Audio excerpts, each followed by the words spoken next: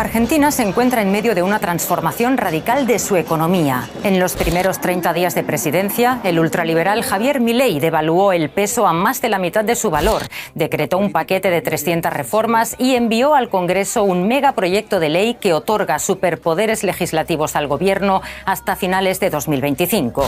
Milei busca desregular la economía, aumentar la recaudación y ajustar gastos.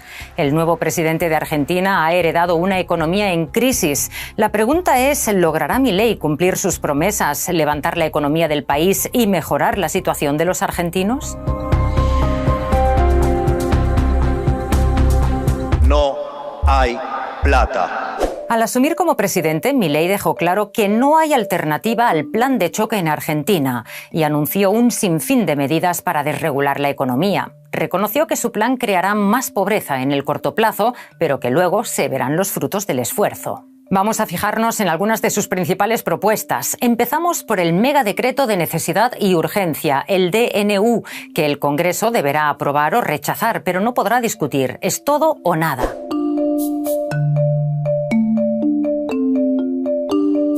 En diciembre, el primer mes del gobierno del presidente Javier Milei, la inflación trepó al 25,5%, el doble respecto al mes anterior, y 2023 terminó con una tasa interanual del 211,4%, la cifra más alta desde 1990 y la mayor en América Latina, en parte por la fuerte devaluación del 54% del peso en los primeros días de gestión y en parte por la liberación de los controles de precios.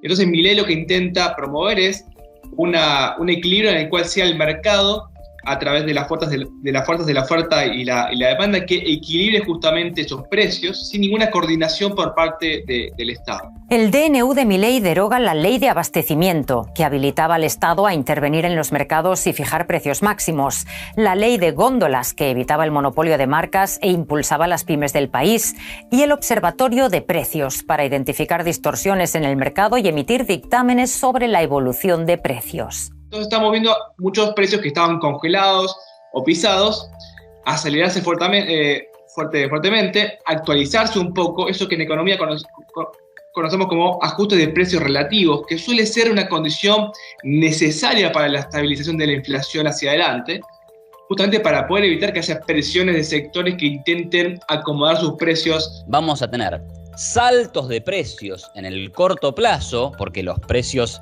dejan de estar fijados por el gobierno, pero en el futuro vamos a tener más inversión, más competencia, más oferta de bienes, y ahí va a haber un juego en donde el aumento de los salarios le va a terminar ganando al aumento de los precios.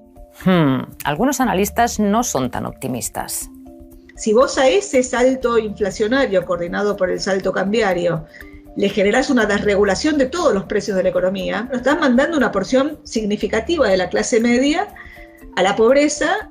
Las protestas al DNU no tardaron en llegar, con cacerolazos en todo el país y cuestionamientos sobre su constitucionalidad. El megadecreto de Milei afecta a ciudadanos y también a empresas porque elimina barreras y restricciones estatales. Deroga, por ejemplo, la llamada Ley de Compre Argentino, que priorizaba la industria nacional en las compras del Estado, garantizando la protección a los productos locales, pero que, según Milei, solo beneficiaba a los amigos del poder. Ahora, si la ley está obligando a comprarle al local, evidentemente lo que está haciendo es dejando afuera ofertas que pueden ser mejores y que pueden provenir de proveedores internacionales. Cierto es que la economía argentina es una de las más cerradas de la región. Lo vemos en el indicador de grado de intensidad comercial, que se obtiene sumando exportaciones más importaciones divididas por el PIB de cada país. Parece que entre los analistas hay consenso en que hay que abrir más la economía argentina. La pregunta es ¿cómo? Si esa apertura es indiscriminada, eso puede generar un daño fuerte en el tejido productivo nacional y de esa manera afectar el empleo, sobre todo el empleo de la industria argentina, que en muchos sectores no está preparada para competir actualmente en las condiciones actuales, sino se hacen algunos cambios que mejoren la competitividad justamente de esas empresas en el exterior, y no lo solo de lo que mencionaba de mejorar la infraestructura del país o el acceso a energía un poco más barata, sino también a acuerdos comerciales. Para los analistas de la banca internacional, lo más importante es que las reformas de Milei sean sostenibles en el tiempo para garantizar la seguridad jurídica que necesita Argentina. La gobernabilidad es un enorme desafío.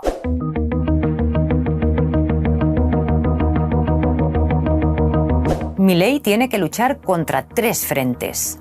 El primer frente es el frente de la conflictividad social, que ya mencionábamos previamente, ¿no? Hay un descontento social que va a ir creciendo por la aceleración de la inflación, aún partiendo con un apoyo muy importante para el presidente en las urnas.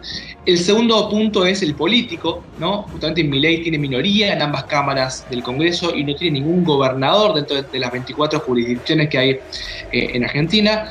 Y en tercer lugar, el aspecto de la justicia. Esa es la tercera pata de la gobernabilidad, porque el rol de la justicia, justamente como bien mencionabas vos, puede trabar un poco el avance de algunas medidas que el gobierno quiere llevar adelante. Y ya lo ha hecho. La justicia suspendió la reforma laboral que Milei intentaba imponer por decreto luego de que la Confederación General del Trabajo, la principal central obrera del país, presentara un recurso de amparo. Los críticos afirman que la reforma laboral del gobierno deroga derechos conquistados durante décadas, permite jornadas de 12 horas, extiende el periodo de prueba de los trabajadores, habilita cambios en las indemnizaciones y limita el derecho de huelga, entre otras cosas, aunque no todos los analistas lo ven así.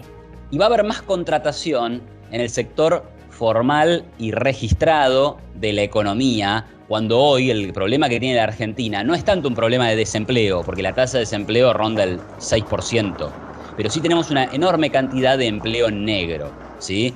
De alrededor de, digamos, 15 millones de trabajadores, hay entre 5 y 7 millones que trabajan en la informalidad. ¿Por qué? Y porque es muy caro contratar en la formalidad. Entonces, los derechos de algunos se lesionarán, bueno, pero los que van a ganar derechos o van a ganar posibilidades de acceder al mercado laboral es todo este universo de entre 5 y 7 millones de personas que hoy están trabajando en una situación de informalidad. Pese a la suspensión cautelar de la reforma laboral, la central sindical CGT mantiene una huelga general convocada para el 24 de enero, también en rechazo a la ley ómnibus, que la oposición cuestiona, entre otras cosas, por vulnerar la división de poderes.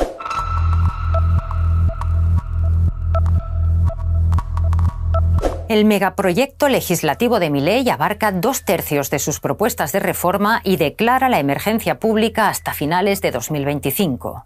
De ser aprobada, Milei tendría en sus manos el poder ejecutivo y legislativo, aunque eso no será fácil. Habrá que negociar porque su partido tiene minoría en el Congreso. ¿Recuerdan lo de la gobernabilidad? Una de las propuestas de la ley ómnibus es la privatización de 41 empresas públicas para reducir el peso del Estado, algo que ya se hizo en los años 90 en la Argentina de Carlos Menem, aunque aquí hay disparidad de opiniones acerca del éxito de la medida. ¿Cuáles fueron los beneficios de la privatización? Por un lado, reducir el déficit fiscal, un tema absolutamente prioritario en la Argentina de hoy.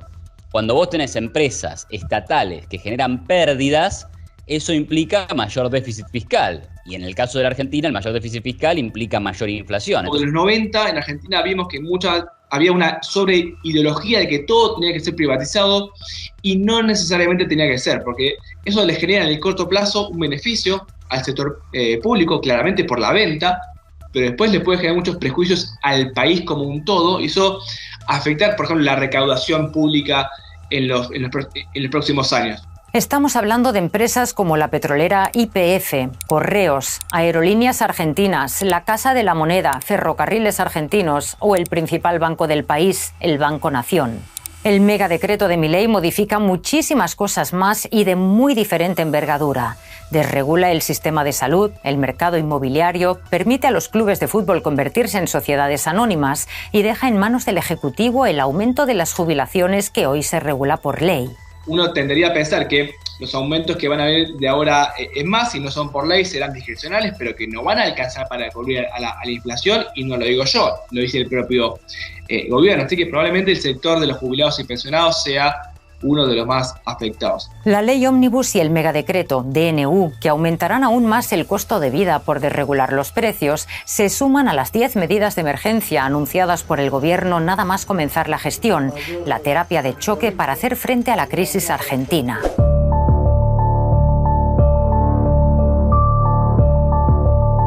Milei devaluó más de un 50% el peso argentino y encendió la motosierra para terminar con el déficit con un drástico recorte del gasto público, que incluye un aumento de impuestos, eliminación de subsidios, recortes en la administración o fin de la obra pública. ¿Cuándo llegará el alivio? ¿Cuándo empezará a descender la inflación? Y ahí te diría que hay dos grandes factores.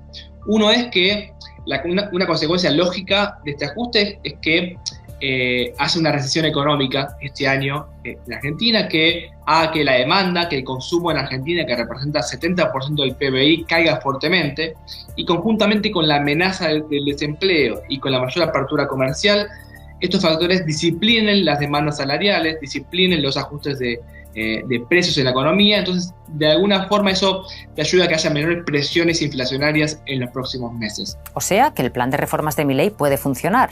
Ojalá que funcione, o sea, la probabilidad de que funcionara la propuesta de campaña de Milei era 0. Hoy no es 0, pero la verdad que no es 50%, o sea, hay muchos frentes abiertos y sobre todo, insisto, el frente de la gobernabilidad. La gente votó un ajuste que iba a pagar la casta y una dolarización no traumática.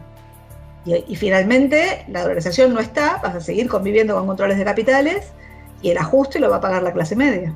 Milei ya lo advirtió, no hay plata. La pregunta es si su plan de choque logrará mejorar la economía del país y si servirá de algo el sacrificio de los argentinos. El mundo está atento a los resultados de este experimento libertario en Argentina.